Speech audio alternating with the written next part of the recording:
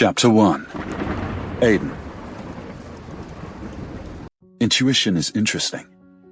It's like turbulent energy slamming into a hard object. Intuition can predict that you'll lose the battle before it starts. I don't lose battles. As soon as the coach's usual pep talk ends, I grab my messenger bag and stride out of the locker room without speaking to anyone. Nash calls my name, but I zone him and everyone else out. I get lost in my head more often than not, and they know better than to barge between me and my own mind. Besides, they spent almost 2 decades with me. They should be used to it by now. I pull out my phone and dial Elsa. It's turned off. Elsa doesn't turn off her phone. Ever. She won't admit it, but she's always conscious about not answering if either of her guardians calls her. I stop outside the locker room and try again. Still nothing. I usually put the negative before the positive because the positive fucks you up. But at the moment, I wish there's an exception to my perception. I wish there's some positive before the negative. I wish Elsa's fucking phone isn't turned off. And I don't even do the wishing thing. Yo, King! Asta crashes into me from behind and wraps an arm around my shoulder. His uniform is tucked all wrong, and there's still some shampoo in his damp hair, like he couldn't bother to rinse properly. He's an anomaly to his last name. If the great Earl Asta sees him this way, he'll probably lock him up and teach him manners all over again. If I weren't so preoccupied, I would have sent him a photo just to watch Asta's reaction. He's entertaining sometimes. Despite his appearance, the girls passing us by bat their eyelashes at him. He winks at one and motions for the other to call him. This school needs to up its standards. You look like shit, I deadpan. And remove your arm before I break it. And there's my mate. He grins at me. I thought I lost you for a moment there. Now, where was I? Why did I come to your grumpy ass again? He snaps his fingers. Right! Was Jonathan meeting the principal for the Premier League Scouts? Put a word for me, eh? Jonathan was here. But alors, mate. Everyone in the school knows your father was here, but you don't. What the fuck? Seriously? Jonathan was in res. Elsa's phone is turned off. I want to chuck it up to coincidence, but there's no such thing as a coincidence. Coincidence is an excuse weak people use when reality hits them in the face. It wasn't a coincidence when I met her again, and it's not a coincidence that she disappeared now. I told her not to talk to Jonathan. I made it clear that she's to stay the fuck away from him. The sound of an ambulance cuts through the air, and it's not an ambulance passing by. No, it's coming straight for the school's back entrance. Ooh! Asta tiptoes to look through the window. Drama! Let's go watch! Jonathan came to res. Elsa's phone is turned off. An ambulance is in res. The thing about intuition? It's always right. At least in my case. Hey, King! Knight runs towards us, his brows drawn together. You might want to see this. That's what I've been telling him, Asta says. It's drama, and we should always take part in drama. It's Elsa. Knight cuts him off. She was found drowning in the pool. Chapter 2. Elsa. Past. You can't be mine if you're weak. The haunting voice becomes a buzz, a long-forgotten buzz. Water fills my mouth, my nose, and my ears. Fight! The voice shouts on top of me. Fight, Elsa! My limbs flail in the water. My chest constricts with the pent-up energy. I can't breathe. Please, let me breathe. That familiar dizziness lures me into its clutches. My limbs barely move anymore. I'm hauled from the water. I gasp for air, choking and spluttering saliva. My heart almost beats out of my chest. My vision is still blurry, even after I blink several times. The gloomy, cloudy air coats my skin with a sheen of stickiness. My clothes are glued to my body like paste as I shake. My teeth clatter. But the monsters wouldn't leave me alone. I want to say a name, but if I say it, I won't only be thrown in the water, I'll also have to be the one who shall not be named. So I call the other, the only name I have left. Ma! I'm thrown into the water again. I don't even get to take my fill of air this time. I don't get to fight. What's the use of fighting if them monsters won't let me fight? Soon, I'll be like the one who shall not be named. Soon, Ma will be hugging someone else because she won't be able to hug me. Them monsters took everything from her and me. Them monsters killed me. Not once, not even twice, but all the time. Maybe I should have never come back to life. If I didn't, the monsters wouldn't have killed me again. If I didn't, I would have been like the one who shall not be named, and the ones who came after him. That's what happens to those who can't escape monsters, right? The monsters take everything they want. A hand pulls me by the arm, hauling me out of the water. My lips curl into a smile. He's here for me. He'll always be here for me. My limbs and my lungs fail me. I can't even open my mouth and breathe. I can't do anything except for closing my eyes and drifting. Present. My eyes crack open, and the smell of antiseptic assaults my nostrils. For what seems like forever, I stare at the white ceiling, letting the smell of antiseptic seep all around and inside me. This must be a hospital. Why am I in a hospital? I'm too disoriented to recall what happened before I was admitted here. Something about... Could this be... I slap a hand over my chest, but I find no bandage. Okay, so this isn't about the heart surgery. I probe my brain for answers, but it feels dizzy. Everything is like a giant black puzzle, with no pieces to put together. Oh, hon, you're awake! Aunt's brittle voice reaches me from the doorway before she appears by my bed. Her red hair is held in a bun, and she's wearing a black trouser suit. The paleness of her face is more alarming than usual. Aunt... I trail off at the grogginess in my voice and clear my throat. What happened? I try to sit up, and Aunt helps me by adjusting the hospital bed and putting a pillow behind my back. I stare at the needle lodged in my veins, and a deep-seated itch starts underneath my skin. I rip my gaze from it to focus on Aunt. She sits on the edge of the bed, a frown etching between her brows. You don't remember? I was going to the car park, and then... Her parents killed his mother. The only reason Aiden approached that monster is to make her pay for her parents' sin. I blink a few times at the onslaught of Jonathan King's words. It's a dream. It can't be true. The more I deny it, the harder the memories hit me. They're like the crashing water that swallowed me and suffocated my breathing. I gasp for breath, but there's nothing. No air. I can't breathe. One of your classmates found you in the pool. You stopped breathing and the school called an ambulance. Aunt continues speaking, but I'm struggling to breathe. Something heavy smashes my ribcage and my lungs. I curl a fist in the hospital robe and hit my chest over and over. Hit. Breathe. Breathe, you stupid thing. Elsa? Aunt yells, her voice crackling. What's wrong? Hit.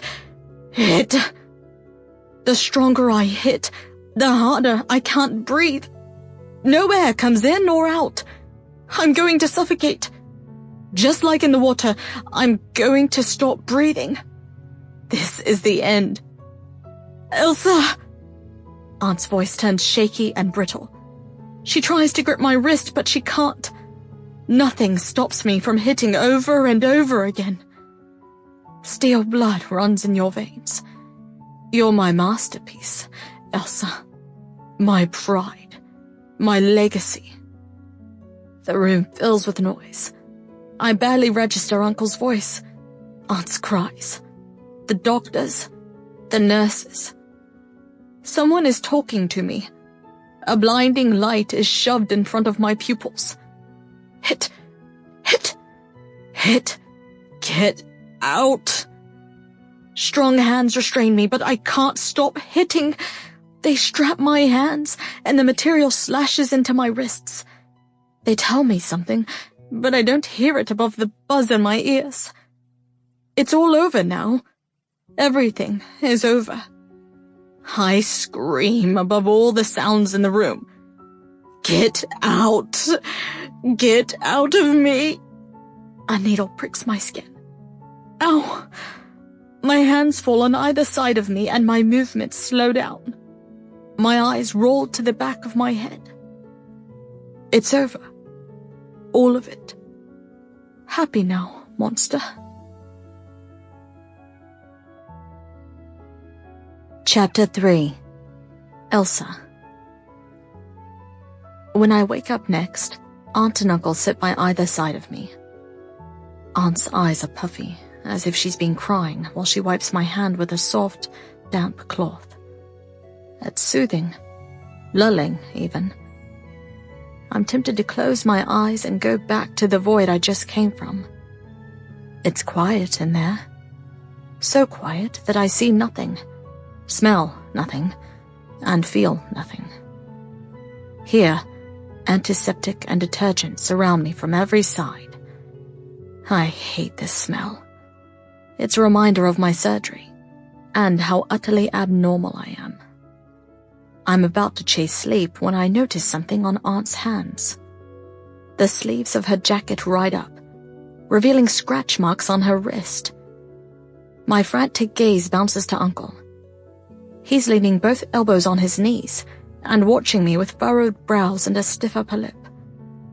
No, I didn't. Right? The scene is like a flashback from those times I used to have nightmares. And episodes. I had an episode in the hospital. I think I hit my aunt again. Those scratch marks are because of me. I hurt her. I'm sorry, I whisper, slowly sitting up. Honey! Aunt stops wiping my arm and lunges at me in a bear hug. I'm so glad you're back. I'm sorry for hurting you, Aunt. I'm so sorry. I sob into her neck. I didn't mean to. I don't know what's wrong with me. There's nothing wrong with you, okay? She pulls back and brushes my hair behind my ears, her expression stern. You're just stressed, right, Jackson? Yes, Pumpkin. Uncle inches closer and forces a smile as he takes my hand in his. You just had a panic attack. The doctor said it looked worse than what it actually was. But I motion at the scratch marks on Aunt's wrist, lips trembling. I hurt Aunt, and the doctor said I shouldn't have stopped you in the middle of a panic attack. She smiles, stroking my hair like I'm such a good daughter. So it wasn't your fault, hun. How can she be so easygoing about this? I hurt her. I did it before, too. If Uncle didn't get her out, I don't know what I would have done. If the doctors didn't inject me with something just now, I could have done much worse than scratches. Aunt is the only mother figure I've ever known. It can't be normal that I'm hurting her. Tell me about what happened at school. Aunt probes, and Uncle inches a little closer. My lips tighten in a line. That familiar itch starts under my skin. The reason I had the panic attack is about to grip me again. The room starts spinning, and my free hand fists in the sheets until my knuckles turn white. Aiden approached me for revenge. He approached me to hurt me, to destroy me as he promised. It was all a lie. A game. I was a pawn on his chessboard since the beginning, and I was too naive to notice it. No, I did notice. I was just too stupid to take it seriously. Pumpkin. Uncle's voice hardens. Stay with us. I shake my head, focusing back on their faces. The haze almost disappears as I take in their worried expressions. Aunt's face is all flushed, as if she's expecting me to hit her again. Uncle's body is angled forward, as if to stop me if I do. I can't put them through the hell that happened earlier again. They abandoned their work to be here. I can't just burden them more than I already am. Aunt takes my hand in hers. The surveillance cameras weren't working in the pool area for reparation reasons. Do you remember what happened? A full-body shudder zaps through my spine and my limbs stiffen. I was floating and floating and floating. I couldn't breathe. All I sucked were gulps of water and more water. I can still taste the chlorine on my tongue. It was cold. So cold as I floated in there.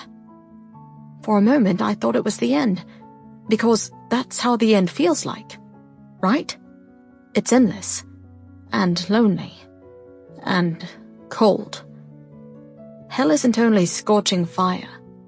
That water was my special type of hell. A cold hell. Someone pushed me. I think a hand pushed me straight into the pool. But I can't be sure if it's true or a work of my imagination. After all, I was out of it from the car park to the pool. I shouldn't have gone to the pool in the first place. If I lost time on the way to the pool and can't remember the faces I saw, why couldn't my mind play a trick on me? By thinking that I was pushed, my mind can protect itself from believing that I jumped in there of my own volition. That's a scary thought. I have nothing to prove that I was pushed, and there's no way I'll worry Aunt and Uncle when I'm not sure myself. Sniffling, I smile. I think I tripped. What were you even doing near a pool? Aunt asks. You avoid them like the plague. Blair.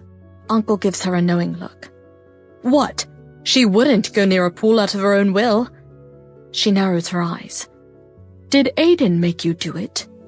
My heart squeezes into itself at the mention of his name, but I shake my head. He was in practice. I trail off as a crazy thought barges into my mind. Was he in practice? He's the ace striker and can ditch any time. He could have been at the pool. My lips tremble. He couldn't have been the one who pushed me, right? I inwardly hit myself. I need to stop making him the saint he'll never be. The facts are, Aiden King is capable of drowning me. After all, he's the only one at Res who wants to destroy me. Stop jumping to conclusions, Blair. Uncle tells Aunt. I'm just trying to find out what happened. She wouldn't just go to the pool willingly. She's right. I wouldn't. But I found myself in the pool area anyway. No one took me by the hand and led me there. I went by my own feet. What the hell was my subconscious trying to tell me at the time? A knock sounds on the door and the three of us perk up. Come in, Uncle says. I wipe my eyes as a boy dressed in Rez's uniform walks into the hospital room. He appears old enough to be a senior, but I've never seen him before. He's not the forgettable type either. He's tall with broad shoulders and piercing hazel eyes that appear a bit familiar. His light hair is cut short, almost like a military cut. It's as if we've met before, but not quite. Oh, Knox. Aunt stands with a bright smile. Come over. Knox? Come over. I throw a questioning glance between them. Hun. Aunt's gaze slides from me to the new boy. Knox is the one who got you out of the pool and called an ambulance. If he didn't do first aid, you might have not been able to breathe. I'm glad you're okay. He smiles, and his eyes close with emotion. That's surprisingly charming. Oh, I say. I don't have the appropriate words to thank you. You just did. He smiles again. What a way to start in Royal Elite, right? Start? I ask. I just transferred to Res. Today was my first day. That explains why I've never seen him before. The door opens again, and my breathing catches in my throat. Aiden strides inside, followed by Kim. My lips tremble as I take him from head to toe. His uniform appears meticulous, aside from the missing tie, as usual. His inky black hair is tousled, and the metal of his eyes appears neutral, like he's out for a stroll. But then again, that's Aiden. Irresistible as a god and dangerous as a monster. And the sad part is that I knew it all along. Just because I refused to hear common sense or to look behind the facade doesn't mean I was tricked. Scratch that. I tricked myself into believing that Aiden can be redeemed. Devils can't be redeemed. Devils can only crash and burn. He said he'll destroy me, and he did. It's time I destroy him back. I smile at everyone. Can I talk to Aiden alone? Once I'm done, there won't be anything left of him, just like nothing is left of me. There's always been darkness inside me. I fought it. I denied it. The time has come to embrace it. After all, it takes a monster to destroy a monster. Chapter 4. Aiden. On her way out, Reed's quizzical gaze bounces between me and Elsa like a ping-pong ball. I tune her out. I tune everyone out except for Elsa. And the new boy, Elsa's savior. Her knight in shining fucking armor. What's the easiest way to break a knight and crush him to pieces? Actually, I'll use the hardest way to burn him and watch as he turns to ashes. He gives Elsa one last sickeningly sweet smile on his way to the door. My head tilts to the side, studying his body language and searching for a tell or a weakness. He's too put together, but I'll find something. I always do. When I face Elsa, my left eye twitches. Elsa is called Frozen for a reason. She's not sociable. At all. Even when people talk to her, her smiles are awkward at best. Inside, she's wishing for them to vanish and stop disturbing her introverted bubble. But now, she's smiling. No, she's not only smiling, but she also has that slight twitch in her nose and dreamy fucking eyes. The smile she gives me after sex, or when she sleeps tangled all around me. That smile is exclusive to me. Why the fuck is she offering it to the new boy? I continue staring at his back even after the door closes. Did I say I'll watch him burn? Change of plans. That's too lenient. After schooling my expression, I fall on the chair opposite Elsa's hospital bed. Her light blonde hair has lost its shining streak and falls on either side of her pale face. It's even paler than the natural complexion of her skin. The hospital robe appears 3 sizes too big, giving nothing away. She still looks edible. It's not about her physical appearance. It's about her entire aura. Like a lighthouse in the middle of a dark sea. A needle punctures her porcelain skin and lodges in her veins.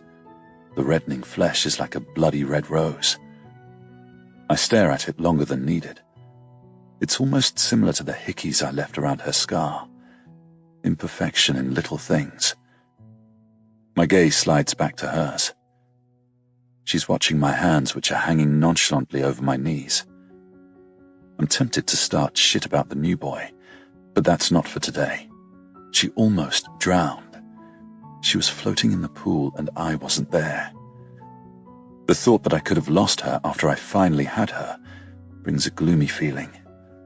Like the one I felt when Alicia was gone. If it weren't for the new boy, Elsa wouldn't be sitting here. Maybe I won't torture the new boy for long before crushing him to pieces. Elsa's electric blue eyes focus back on my face. Only there's nothing electric about them. They're dark and dead like the bottom of the ocean. She's looking at me, but she's not seeing me.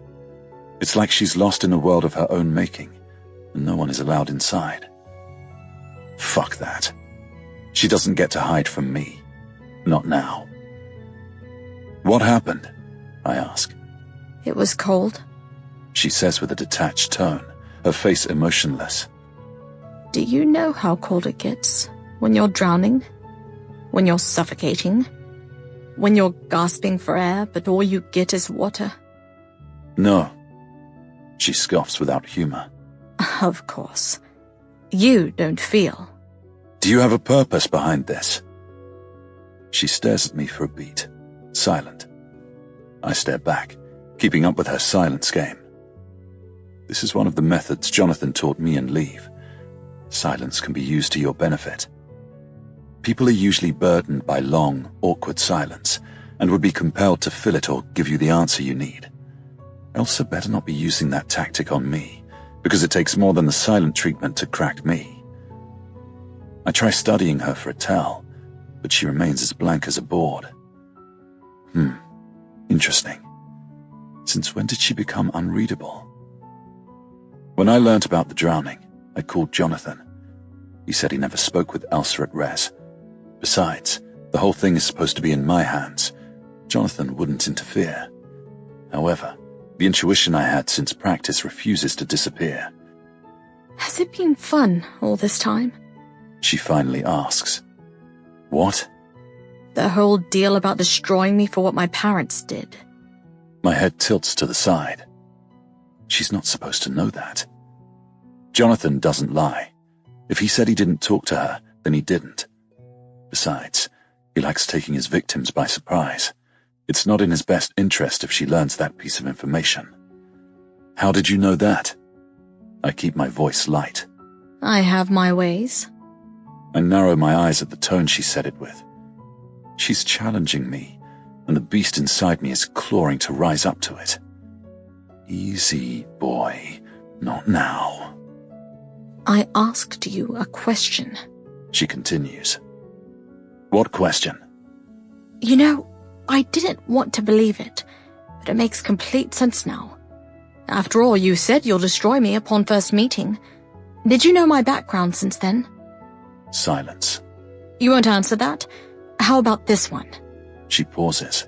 Didn't your mother commit suicide or something? How could my parents kill her from Birmingham? Just how much does she know? How far? Wait. Did she get her memories back? Are you going to keep your promise? I ask. Her brows furrow. What promise?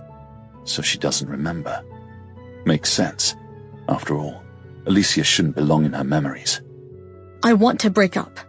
She shakes her head with a bitter laugh. Actually, no. We were never dating in the first place. So, I want to end whatever we have, right now. My left eye twitches, but I remain silent. If I talk, I'll go straight to action. I'll pin her against the bed and fuck that idea out of her head. But that'll alert her guardians, who could or could not be eavesdropping as we speak. Besides, she needs to rest. Instead, I force a smile. Try again, sweetheart. She crosses those pale arms over her chest. It's stupid, really. She should have learnt by now that nothing, absolutely nothing, will keep me away from her. Elsa can wear armor, and I'll stab straight through it. Else she can hide behind a fort, and I'll bring the whole fucking thing down. If you don't let me go, She deadpans. I'll tell everyone you pushed me into the pool. What's your proof? I don't need one. It's a victim's testimony. It'll be your word against mine, sweetheart. And I happen to have the entire football team and the coaches as my alibi. She lifts a shoulder. Doesn't matter. The entire school will think I'm not going out with someone I accused of pushing me. You think I give a fuck about what everyone thinks? You will. Her emotionless tone grates at my fucking nerves. Because this time, it'll be a fight to the death, King. King. She's calling me King. I told her to call me that when I was on the mission to destroy her, but now it feels like a stab straight to the back. You think you can take me, sweetheart? I stand up and stalk towards her with slow, predatory steps. Pity she doesn't smell of that coconut shit today. Instead, she's all covered with the hospital smell. The old Elsa would have watched me with a wild gaze. She would have had a battle in those electric blue eyes about whether to fight or to save her energy. Not this Elsa. She doesn't flinch. She just remains as immovable as a statue. A cold, frigid statue. This isn't my Elsa. And if I have to break the statue to bring her out, then so be it. She stares up at me with dim eyes. We're enemies, aren't we? Maybe. Then we're over, she says with more strength than needed. I push a stray blonde strand behind her ear, taking my time to feel the warmth of her skin against mine. That's where you're wrong, sweetheart, I murmur near her mouth. Being enemies doesn't change the fact that you're fucking mine. Chapter 5. Elsa. Kim interlaces her arm with mine as we walk through the school's hallways. It's bleak today. Dim energy comes off the old walls as if they're filled with ghosts. Even though none of the students throw any bullying remarks our way, it feels like those days where I had to walk through this hall as if I were walking through a war zone. No. This time is much worse. It's stupid, but I would rather take the bullying from before than walk with the dead weight perching on my chest. Back then, none of them could barge through my icy exterior. None of them could reach me. In a way, I was untouchable. Now I'm drowning, and I can't come up for air. Are you sure you don't need a rest? Kim watches me intently, as if I'm thin ice about to break. School isn't going anywhere. She, Aunt and Uncle have been watching me a lot since I was discharged from the hospital yesterday. Since there was no injury, I was only admitted for 24 hours observation. Aunt, Uncle, and Kim never left my side. Even when I went to the bathroom, either Aunt or Kim accompanied me. It's normal that they're worried, but there's more to it. The three of them aren't voicing the suspicions running rampant in their heads. Since I never go near a pool out of my own accord, they don't buy the whole "I tripped and fell." They probably think that that I tried to kill myself. That I'm suicidal. I release a long sigh. Seeing that I'm not even sure about what happened that day, I can't appease their worries without appearing like the lunatic during the hospital episode. I'm totally cool. I smile at Kim. Besides, there's no way I'm leaving you alone. She side hugs me. Do you want to hang out with me and Kia later? Sure. It's her way to keep me in her sights and not leave me alone with my thoughts. She's right. I'm better off when I'm not stuck inside my head. It's becoming a dark place way too fast. Morning, ladies. Both of us come to a halt at Knox's voice. He stands with a hand in his trousers pocket and an easygoing smile on his face. Oh, hey, Knox. His eyes skim over me. Do you feel better? I nod. Again, I have no words to thank you. Me too. Thanks so much. Kim shakes his hand, her eyes shining with tears.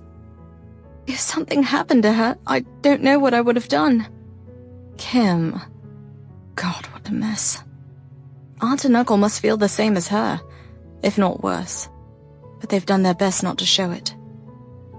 I'm happy I was there. He smiles at me again. You owe me one. Anything, I say. How about taking me on a tour? He leans in to whisper. Not going to lie, I feel a bit lost around here. I know the feeling, I laugh, shaking my head. How about after school? I don't have practice today. Or more like, Aunt called Coach Nezrine and ordered ever so politely that I take a break. See you then. He gives one more smile before he disappears around the corner. Kim's gaze bounces between me and where Knox disappeared to. I can take him on the tour. Why?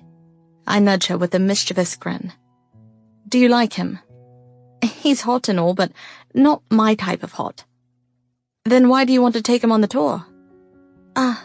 Ellie, it's true that Knox saved your life and you should be thankful, but you know that King will flip if he sees you with him, right? Fuck King. Wait, what? Her eyes almost bulge out of their sockets. I mean, what? He and I are over. Don't speak his name in front of me again. But why? Because I finally woke up and saw him for what he truly is. A monster. My blood still boils from the nonchalant way he spoke at the hospital. He didn't apologize or try to explain. He didn't tell me that all I heard were lies. He didn't even try to defend himself. He was just his usual jerk self. Even if he didn't change, I did. This time there's no way in hell I'm letting him step on me. As soon as Kim and I go into class, I'm assaulted by Ronan and Xander. Cole follows close behind them. Ellie! Ronan takes my hand in his. I couldn't sleep last night thinking about you. He was smoking weed. Xander says. Fais cher, connard. That's because I couldn't sleep. Ronan pushes Xander away before he meets my gaze with a pitiful one. I didn't even throw a party, chérie. Thanks, I guess, I say. Are you okay? Cole asks. I smile and say in a loud voice for the entire class to hear, things like that can't kill me. Party at my place to celebrate Ellie coming back to life, Ronan announces, and many in the class cheer. That's not a good idea. Kim smiles awkwardly. Ellie doesn't like parties. I'm in, I tell him. Everyone, Ronan included, stare at me open-mouthed. You'll really show up without extortion? Ronan eyes me suspiciously. I was about to rob Knight and Nash's money and give it to you as a bribe. I smile despite myself. Ronan always has that effect on people. I'll really show up without extortion. I'm robbing Knight and Nash's money and keeping it to myself. He points a finger at me jokingly. You can't change your mind. Be my guest. As if I'd let you. Xander glances at him with a challenging gleam. Oh, you're on, Knight. Argument breaks between the two, and Cole tries to mediate, as usual. Half the class, Kim included, watch in fascination. The other half is already making plans for tonight's party. I could have declined, but I purposefully didn't. I'm done running away and hiding. It's all part of the plan, because the more I see Aiden, the more I'm reminded of his monster nature, and the harder I'll hate him. He shouldn't have let me that close to him, because now, I'll take everything I learnt and slam it back in his face. Aiden doesn't show weakness, but I already caught one.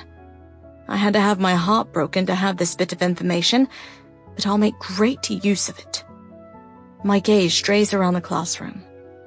It's useless to search for him. If he were here, that damn awareness would have gripped me by the gut, and my eyes would have automatically found his stormy ones. I flop to a seat and take out my notebook. Knox walks into the classroom with a nonchalant swagger, headphones on. It's like he couldn't care less whether he's at school or not. He smiles at me and winks at Kim. She waves back with a huge grin, momentarily distracted from eavesdropping on Ronan and Xander's conversation.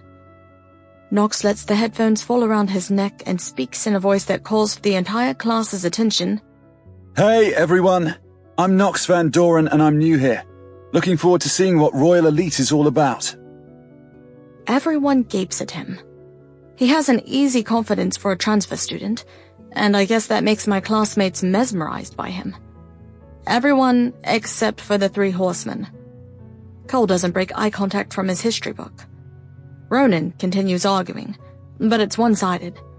Xander isn't listening to him or even pretending to. He stares at Knox with contemplation that's rare for him to show.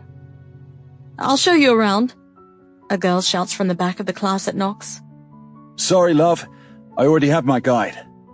He grins at me again. Another girl offers to give him a notes.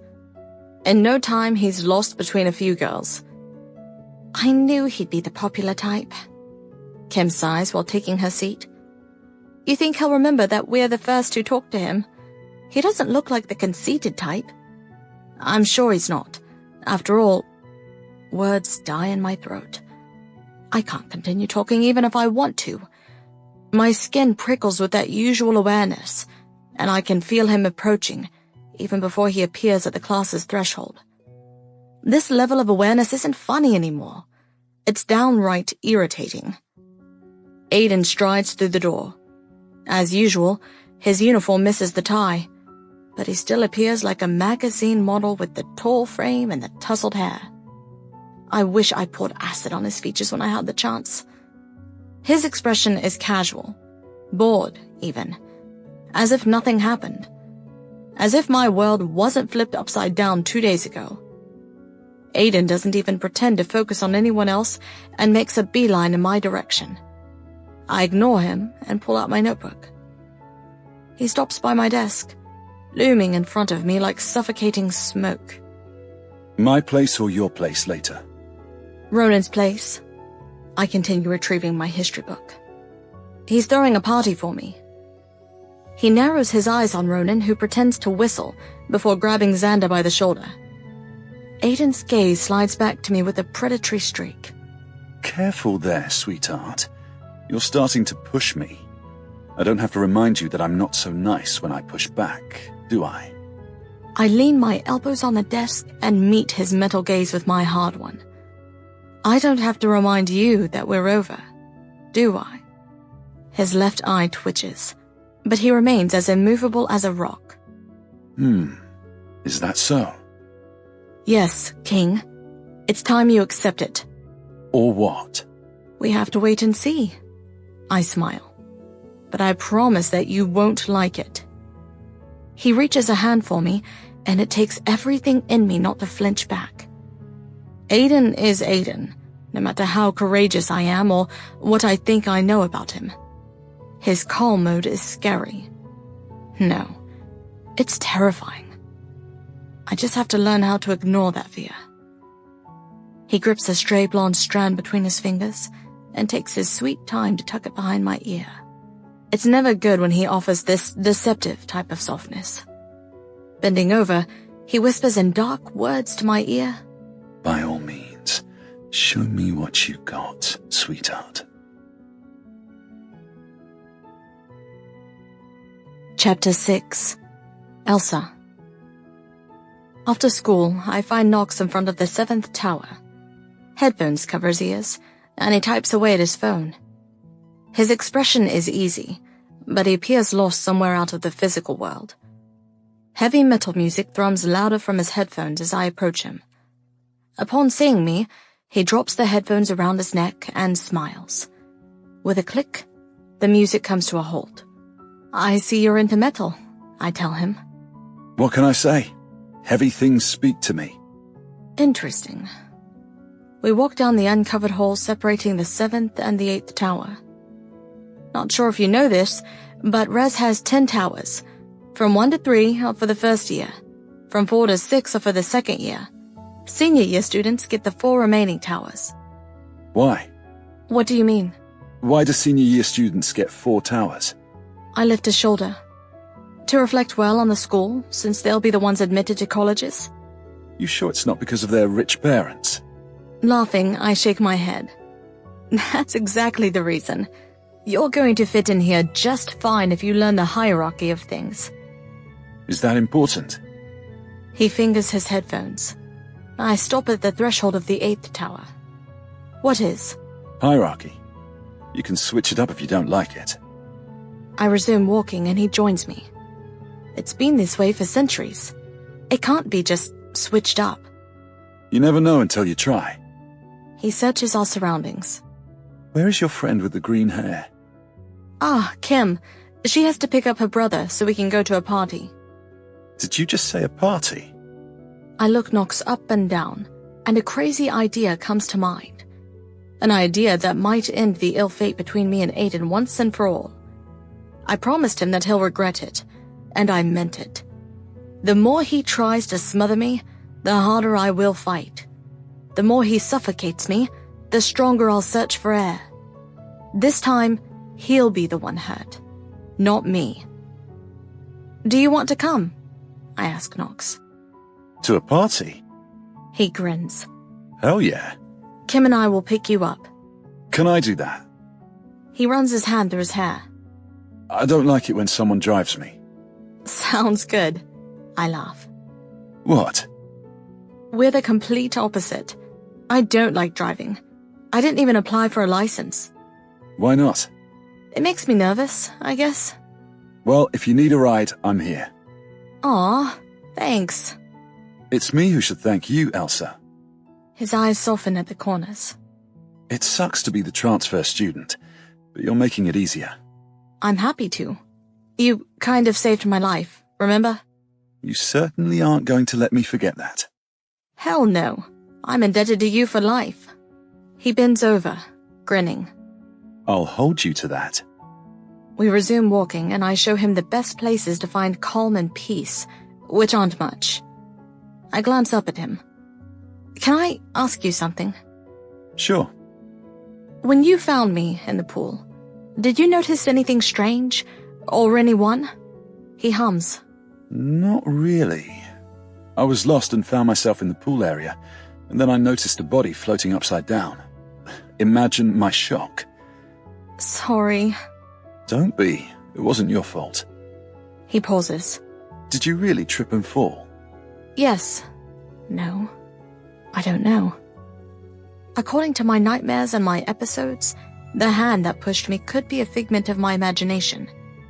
That scenario means I'm hallucinating and have a worse mental state than I thought. It scares the shit out of me. I opt to change the subject. Where did you used to study? In another private school. Really? Students in private schools rarely transfer, especially during the senior year.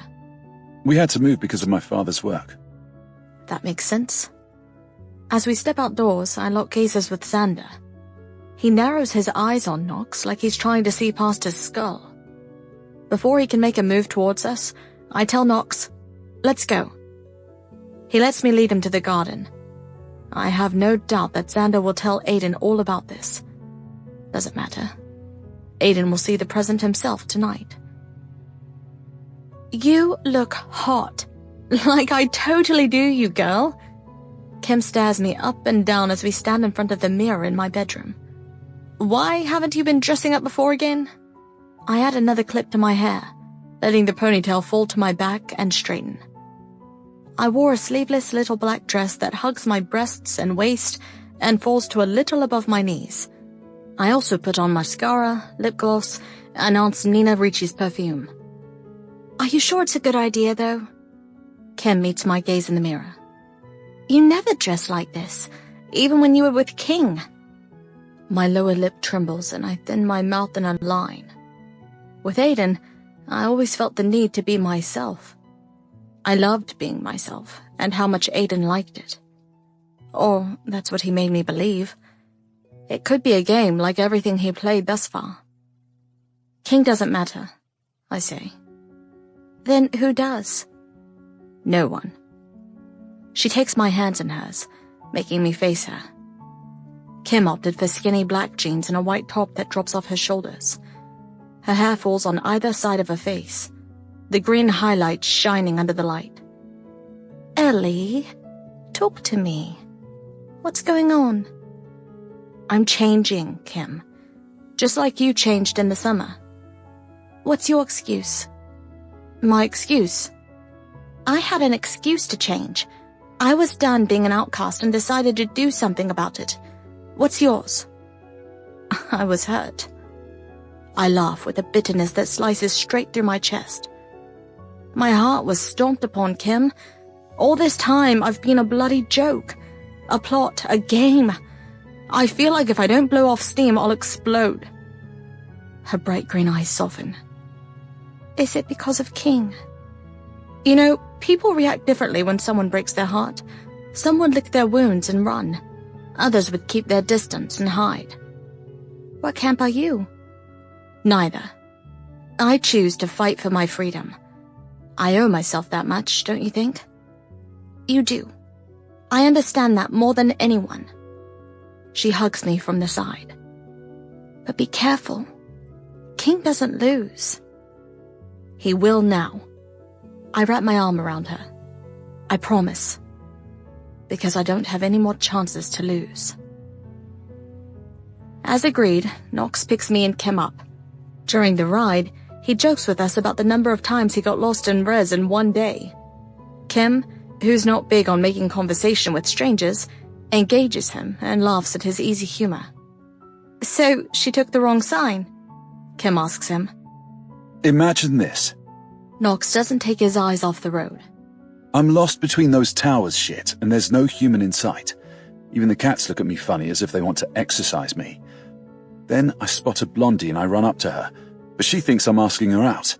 She readjusts her glasses in a smart way and tells me, "I'm sorry, Mr. Van Doren, but I'm married to Math. Thank you for your interest, though. It made me happy, even though it doesn't show right now." Kim laughs from the back seat. I wince, pretending to scroll through my phone. The girl sounds so much like me once upon a time. Did you correct her? Kim asks. Nah, I just followed her from afar to find my way back to civilization. He pauses. Now that I think about it, that probably hurt my case, didn't it? Oh man, Kim giggles. She'll probably tell her friends that she turned you down and you still stalked her. Bloody hell. I smile at his comically shocked expression. We step into Ronan's house together. After exchanging all types of social media and contact information, Kim and Knox continue joking about his day in res. As expected, most of the school student body is here. Some Spanish music thumps from the speakers, but it's not loud enough to drown out the dozen conversations floating through the air. Ronan's lounge area smells of alcohol and a mixture of expensive perfumes, but mostly alcohol. A butler passes us by, wearing a black suit and white gloves. This is the upper class. Ronan's father is an earl. He's not only loaded, like the upper middle class, Kim, Aiden, and Xander, but he's also a nobility. I always forget that part because Ronan doesn't act like an aristocrat at all. He's more vulgar and spontaneous than commoners. Kim perks up and grins at me mischievously. I'm not driving today. Not that it stopped you before. She stands between me and Knox and interlaces her arms through ours. You should drink too. Pass. Not only is drinking not good for my heart condition, but I also don't like the taste. It's bitter and burns. No idea why people like alcohol so much. Come on, Kim urges. This party is in your honor, remember? I'm sure that's just an excuse Ronan used to throw another party. The three of us push through the bodies, grinding to the music. Isn't it Ellie and Kimmy? Ronan cuts in front of us, a sloppy smile painted on his lips.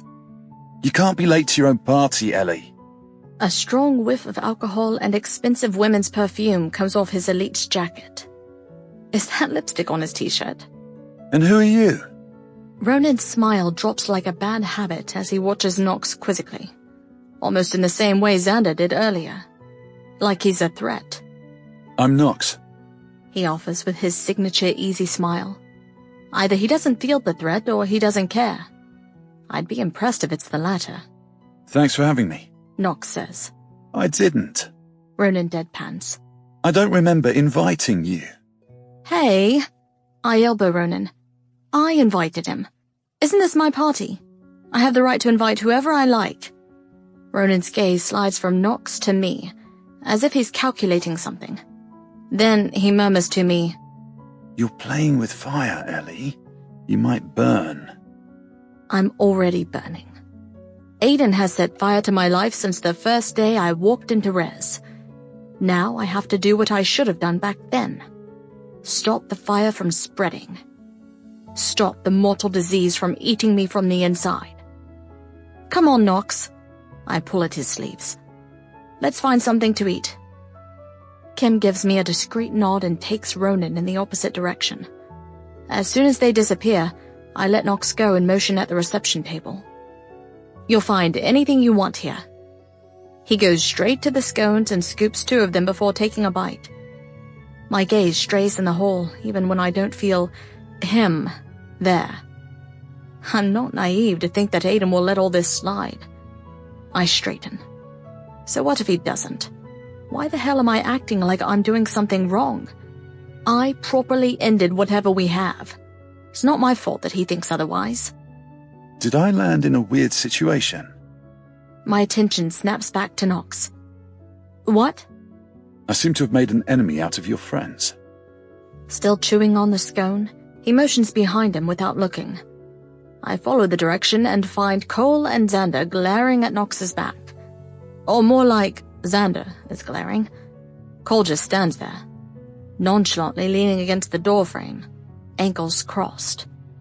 Both of them wear elite jackets like Ronin, as if they dropped here right after practice. Neither of them meets my eyes. Instead, their entire attention is on Knox. Despite Cole's nonchalant expression, they appear kind of intimidating. I ignore them and face Knox. They're not my friends. They're Aiden's friends.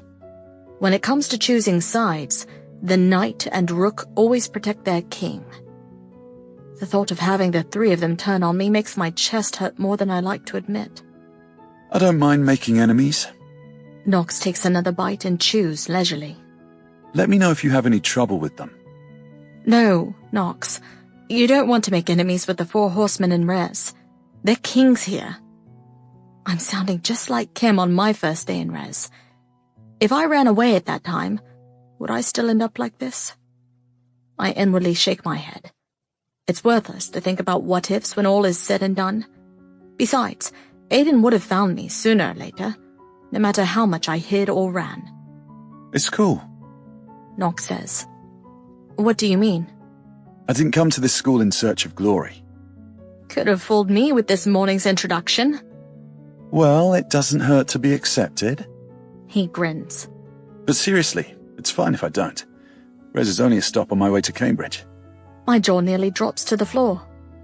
Mine too. You're going to Cambridge? I nod several times. He offers me a scone and takes a bite of his own. I knew we had things in common. It feels kind of warm to meet someone who's using res as much as I am to get to our dream university.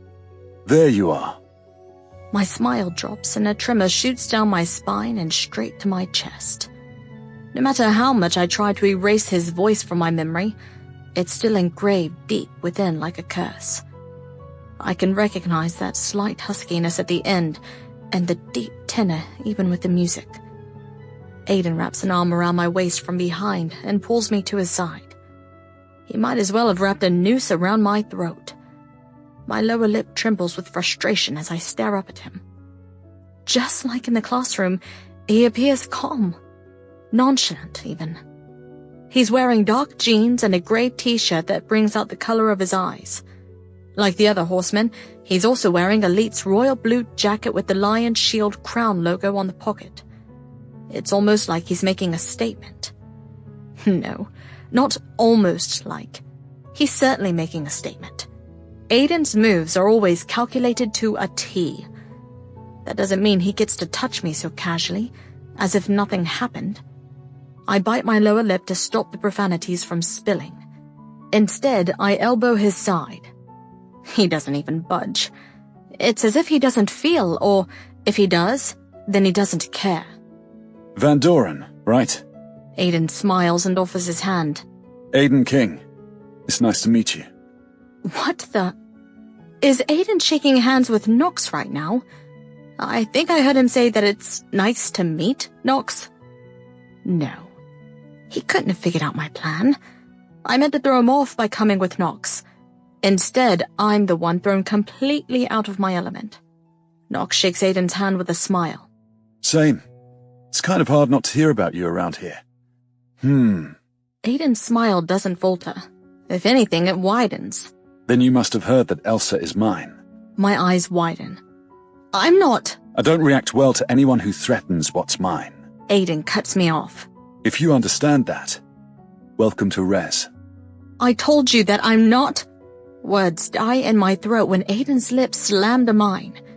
He grabs my jaw with harsh fingers and squeezes hard. He's trying to make me open my mouth. I keep my lips in a thin line and claw at his chest with my nails. It's like he feels nothing, not even when I scratch his collarbone. His other hand wraps around my nape, imprisoning me. He brings me flush against his hard chest, crushing my hands and my resistance. It's his way to tell me that I can't resist him. That, if he wants, he can kill any of my attempts. I'm like a wave. No matter how high or wild I get, I'll always crush against the unmovable rock at the shore. Because that rock is where waves like me go to die. When I still don't open, Aiden bites my lower lip so hard, I'm surprised no blood comes out. A whimper escapes my throat, but I keep my mouth sealed shut. A part of my body melts, wishing for friction. For something. Anything. But that part is a fucking idiot. That part is why I'm in a losing battle against the damn rock. I attempt pushing him away, but he has me under his perfect control as he ravages my mouth. The kiss is a punishment, as much as it's a claim. It's a brute force and bruising without an ounce of tenderness. Not that Aiden does tenderness, but he used to at least deceive me before. He used to try being gentle. The mask dropped and he's showing his true colors now. He's playing the real game. But it takes 2 armies to go to battle. I bite his lip back the hardest I can. A metallic taste explodes on my tongue. Aiden stops for a moment as if he's taken aback. I seize the chance and shove him away. Blood oozes on the side of his mouth, and I try not to get caught in the sight. I made him bleed. I made Aiden King bleed. I can still feel the metallic taste on my tongue and stuck between my lips and teeth. That itch to wash my hands overwhelms me out of nowhere. It takes everything in me not to bolt out of here. If I do, Aiden would think I'm running away from him, and I promised I'd never do that anymore. He wipes the slight injury with his thumb slowly, then stares at it, as if it's a wonder. Or a curse. You and I are over, King, I announce loud enough for everyone in our surroundings to hear. Stop being a clingy, annoying ex. A few gasps erupt around us. While he's still watching the blood on his thumb, I hit my shoulder against his and walk out with my head held high. Chapter 7. Elsa. Kim and Knox find me outside running down the street from Ronan's house. They decide to call it a night too. I'm thankful Kim doesn't ask questions and just stays by my side in the back seat as Knox drives us home. Once I'm in the front of my house, Kim switches places to the passenger seat and rolls the window down. Are you sure you don't want me to stay the night? We can watch some cheesy rom-com. Keir needs you more than me. She winces, then smothers it with a smile. Text me? You bet. I bend to meet Knox's gaze. Thanks for everything, Knox. And I'm sorry. You did nothing wrong. He winks and the car revs to life. I stand at the threshold, crossing the coat over my chest until Knox's Range Rover disappears down the road. I'm back, I say to no one as I step into the door. The house is empty and cold, as usual when Aunt and Uncle aren't here. Maybe I should have been selfish and asked Kim to stay the night. For some reason, I don't want to be alone tonight. Once in my room, I remove my coat and throw it on the desk's chair, open the balcony, then drop on my bed head first. Since I left the party, there's been this crushing weight on my chest.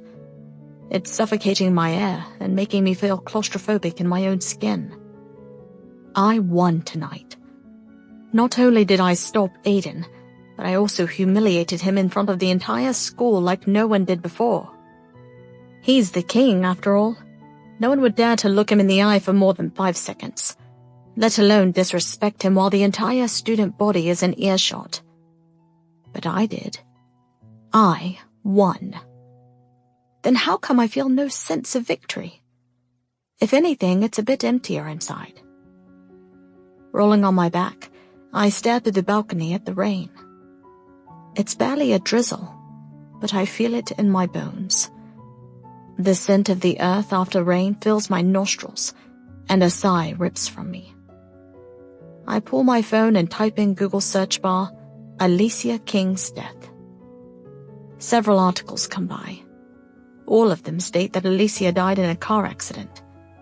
Her crashed car was found at the bottom of a cliff. The coroner's report says that it took her several hours to die. Since the place is desolate, and it was raining that day, it took people some time to find her. I swallow, my fingers hovering on the screen of the phone. How did she feel during those hours, as she slowly and painfully died in her car? It hurts to even imagine it. Some reporters speculate that she had suicidal tendencies, and King Enterprises is just camouflaging it as an accident. They also speculate that James King, Jonathan's eldest brother, and Levi's father, who was reported to have died from an accident 4 years ago, actually died from an overdose. If that's true, then Jonathan does a lot of media play to make his family appear so mighty and without weaknesses. I flip back to Alicia's articles and stare at her pictures. She was petite with dark brown hair and pitch black eyes. Even her features are so tiny, they're distinguishable. She's like those maidens in period films. Sophisticated, elegant, and with a mysterious smile. "What exactly happened to you, Alicia?" I whispered to her image. "How did you end up with a man like Jonathan?" Except for the small beauty mole at the side of her right eye, Aiden looks nothing like her. He's definitely a carbon copy of his father. Even after seeing her images, it brings nothing to memory. My eyes skim over the article and I pause. The date of Alicia's accident was 1 day before the fire that took my parents' lives. No. It must be a coincidence. Alicia died in London. We were in Birmingham. There's no way my parents killed her, as Jonathan told Silver. I type my mother and my father's names in the search bar. John Steele and Abigail Steele. No photos or articles come out. Even the article I read a few weeks ago about the domestic fire has completely disappeared. That's weird. Well, my parents weren't as important as Alicia King or James King. I scroll through my phone's gallery and find a picture I took of an old Polaroid of Mum and Aunt. The fire destroyed everything I had of my parents. This old picture is the only thing I have left of her. I stole the shot from Aunt a few years ago. Aunt doesn't like to talk about my parents, or anything in the past, basically. She always says that I'm better off saving my energy for my future. In the picture, Aunt Blair grins wide at the camera, her arms surrounding Mum's shoulder. Mum has a small smile that barely reaches her eyes. Even though Aunt is the eldest, she was wearing fashionable denim shorts and a tank top. Mum, on the other hand, wore a straight knee-length dress, and her golden hair was pulled into a conservative bun. They were about my age at the time the picture was taken, or maybe a year older, but Mum appeared like she was 30. It's uncanny how much I resemble her. The eye color, the shade of hair color, and even the facial form. It's like I'm staring at myself from a different time. "What happened, Ma?" My voice is brittle. "I wish you were here to tell me." I hug the phone to my chest and close my eyes, fighting the tears trying to escape. I must have fallen asleep because when I open my eyes next, the soft lamp I always keep on is off. Disoriented, I search around me and freeze. My hands. A rope surrounds both my hands and is tied to the bedpost. I'm lying on my back with my hands stretching above my head on the bed, and they're tied. What in the... I pull at the ropes, but they don't loosen. If anything, they tighten around my wrists until it's painful. Before I can clearly focus on that, something else cuts into the black. A shadow looms over me. A dark, familiar shadow. For a second, I'm too stunned to react. 1,000 shivers break over my skin, and terror explodes in my spine. Is this another nightmare? Are the monsters finally coming for me? I scream. A strong hand wraps around my mouth, suffocating the shriek and my breathing. Goosebumps form over goosebumps as I stare up with wide eyes. You fucked up, sweetheart. A cruel voice whispers near the hand blocking my mouth. Aiden. I take a long breath through my nose. The male shower gel and his unique scent underneath assaults me. It is Aiden. His arm is taut as his free hand slams on the side of my face. His knees straddle my thighs. He tied me. Why the hell would he tie me? He never did that before. Is this another sick game? Game or not, he won't get his way anymore. Renewed energy pushes through my haze. I pull at the ropes and buck off the bed. He tightens his knees against my thighs, pinning me down. I wince, but I don't stop. I pull at the ropes and try to get my knee up to hit him in the balls. He leaves no moving space, as if he knew what I was planning. I scream again, but like the first time, it's muted by his hand, like I'm a victim in a horror film. I'm not a victim.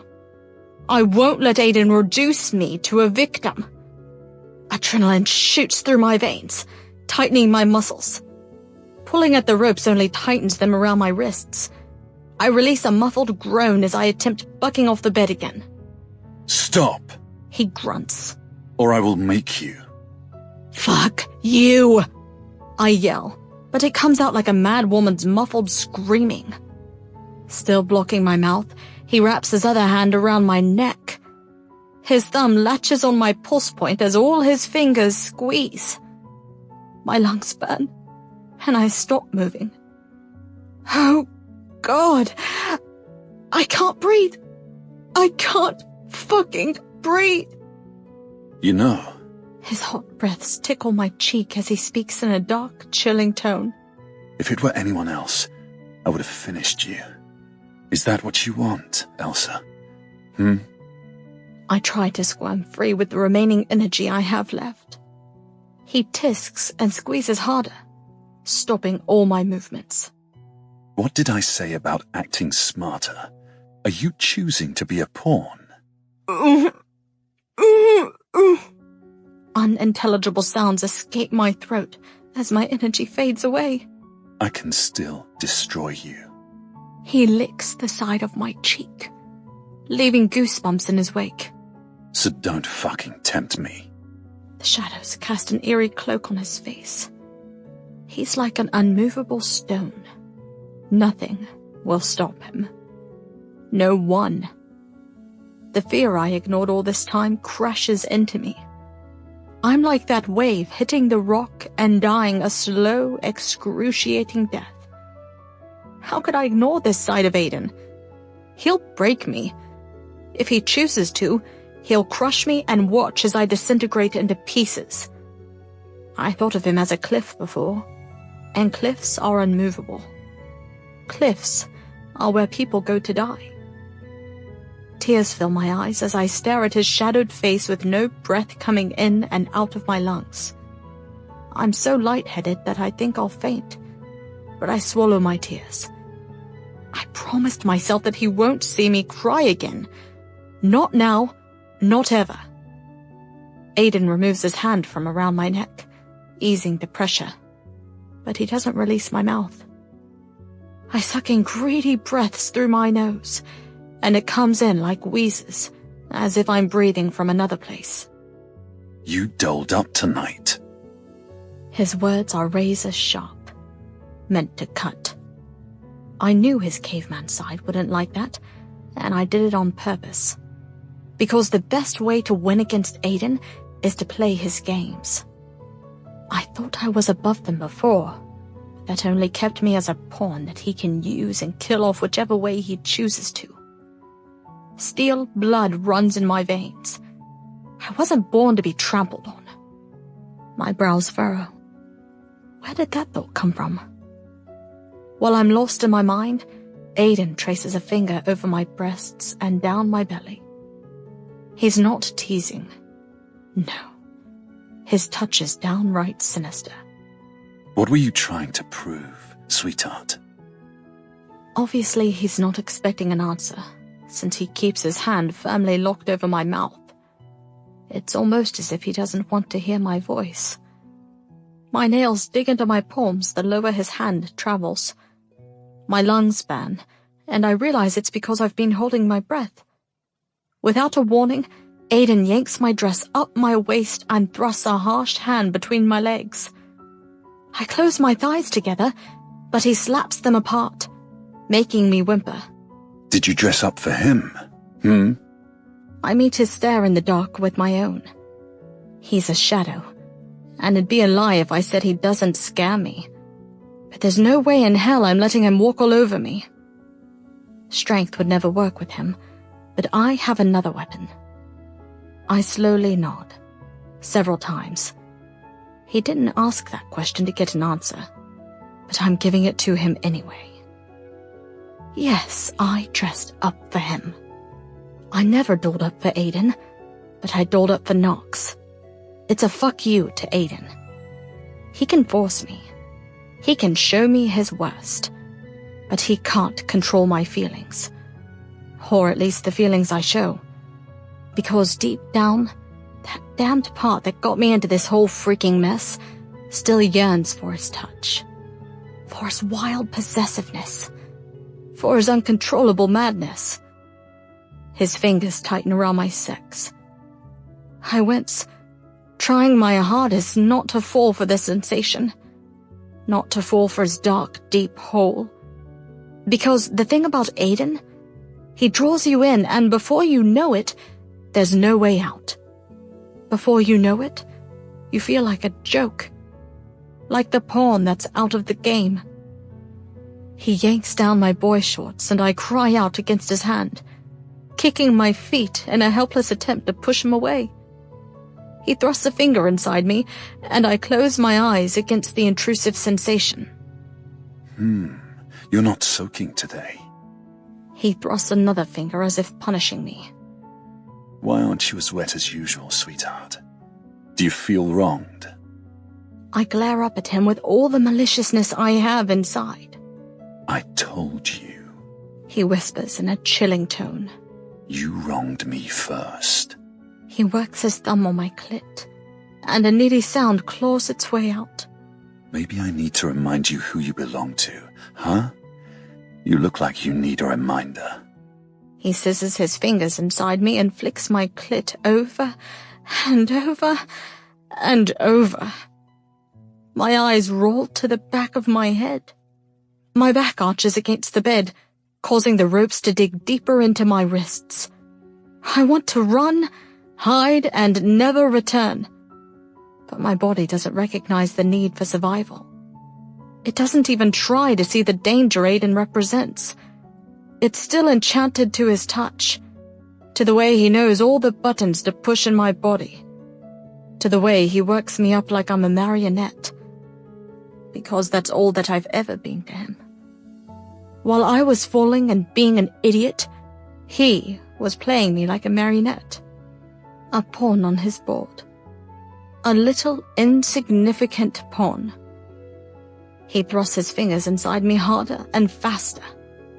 The brutality and my chaotic feelings draw a sob from my throat. It's like he's punishing me.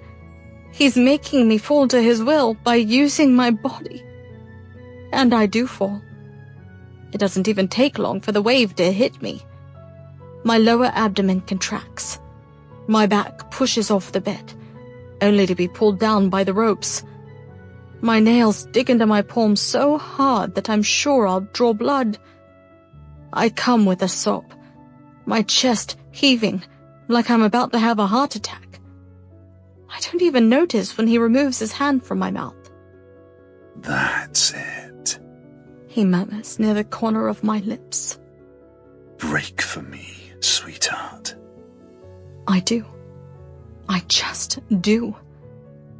Tears fall on my cheeks and my heart aches so much that I can't breathe or speak. Aiden leans over, and like that first day at senior year, he flicks his tongue on my cheek and licks my tears. He takes his sweet time tasting them before he licks my bottom lip and bites it into his mouth. Good girl. Chapter 8. Aiden. I knock the white queen with the black king. It feels good to knock down queens. I lift her up, let her stand proudly in the middle of the board, then I knock her down again. It doesn't feel as good as the first time. This is how addicts feel. It's almost impossible to recreate the first high, but they keep chasing it anyway. I should have known better than to run after an imaginary high. The light goes on in the lounge area, and I blink. Jonathan stops at the entrance. He's wearing black trousers and a button-down. A mug of coffee hangs from his hand. He's probably pulling an all-nighter. I'm surprised he didn't stay at his company's office. His eyes narrow on me. He doesn't like it when I stay in the dark. Usually I'd avoid triggering his red alarms, but I don't give a fuck today. I just left Elsa in her bed after I wrenched an orgasm out of her. I unbound her hands and left without fucking some sense into her. Not because I wanted to stop. Fuck no. But because I knew I would freak her out more than I already did. I would push her to the road of no return. She was right there, bound and spread for me. She glanced up at me with tears, anger and fear in her eyes, and it took all my self-restraint to leave. Because at that moment, I was tempted to make her cry more, hurt more, break more.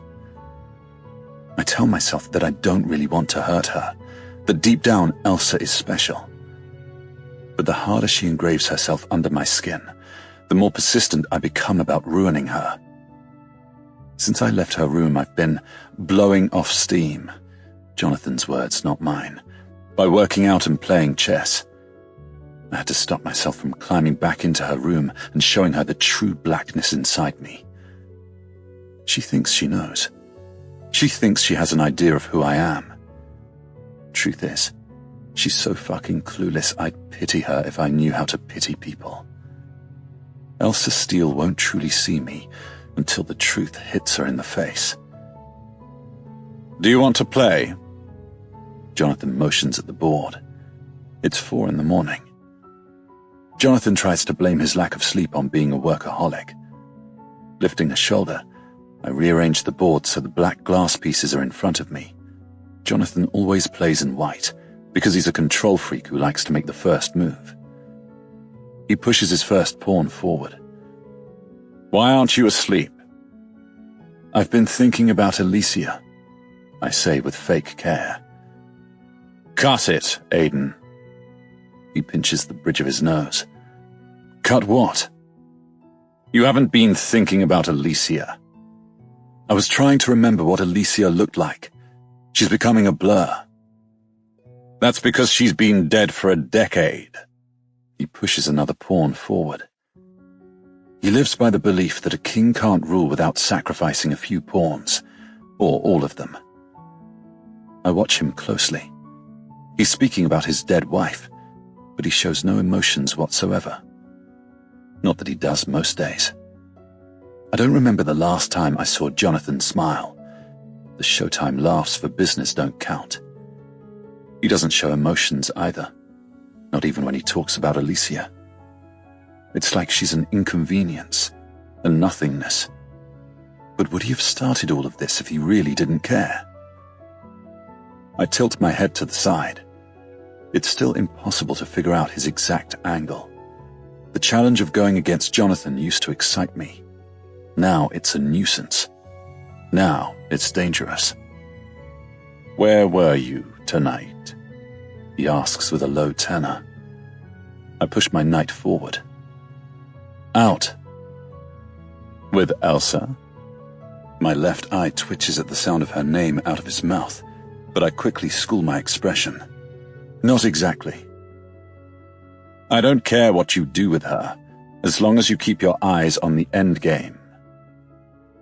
Yes, sir, I say with boredom. Silver mentioned that you're getting a little too cozy. Queens mentions a lot of shit. I stare at him with eyes so similar to his, it's kind of creepy. Do you want me to remind you that your little chat with her the other day, when Elsa was within hearing distance, is ruining my plan? He knocks my knight and raises an eyebrow. You mean our plan? It's ruining every plan. She won't trust me anymore. If anyone can convince her, then it's you. He holds the queen piece between his index and middle finger. You did it the first time, no? Elsa isn't a simple pawn. A pawn is a pawn. Using the queen, he knocks my bishop down and threatens both my rook and king. If you can't handle it, I will. On the outside, I'm half leaning against my palm, appearing bored. On the inside, a fire erupts out of nowhere. It takes everything not to let the flames climb to the surface and ruin fucking everything. Jonathan didn't push Elsa into the pool. I know because he doesn't want her dead. Not yet. According to the car park surveillance camera, Queen's left without going back to the school that day, so she's out too. Not that she'd do something so stupid. My chat with the janitor produced shit. He only saw a girl go into the pool area, Elsa, which leaves the whole incident with two possible theories. A, the culprit was already waiting for her by the pool. B, she fell on her own. I hope to fuck it's not the second one. You gave me your word to let me handle it, I tell Jonathan with a neutral tone. He's big on his words, and I hit him where he doesn't want to be criticized. Only if I see results. If not, it'll be my way. He pulls his queen again, and this time, he corners me with no way out. You're distracted, King. Checkmate. Fuck. I don't give second chances. He stands up and glares down at me. Try to sleep. The moment he disappears down the hall, I knock all the chess pieces on the board. My way or Jonathan's way. Elsa is well and truly fucked now. Being mine isn't a choice or a push and pull game anymore. It's her only hope of survival. Chapter 9. Elsa. Are you sure about this? I suck in a breath through my teeth and release it out of my nose. No, I'm not sure. The truth is, I feel like hiding in a corner and never coming out. But this is the only way to dig into my past and find anything of value. The only chance I have to find myself. And hopefully, escape Aiden. Maybe if I know what happened, I'll hate him enough to stop reacting to him the way I do. The memories from last night still haunt me. They still move underneath my skin like a living being. How could I orgasm that hard? How could I react to his brutality the way I did? Am I becoming sick like him? Or was it in me the entire time and he's just awakening it? Nope, I didn't come here to think about Aiden. I meet Dr. Khan's gaze from my position, lying on the recliner chair, and force out a smile. Yes, please help me. He smiles, but there's no warmth behind it. If anything, Dr. Khan seems more unsure about this than I am. I need you to close your eyes and relax. Crossing my hands on my stomach, I try to get comfy on the leather recliner chair.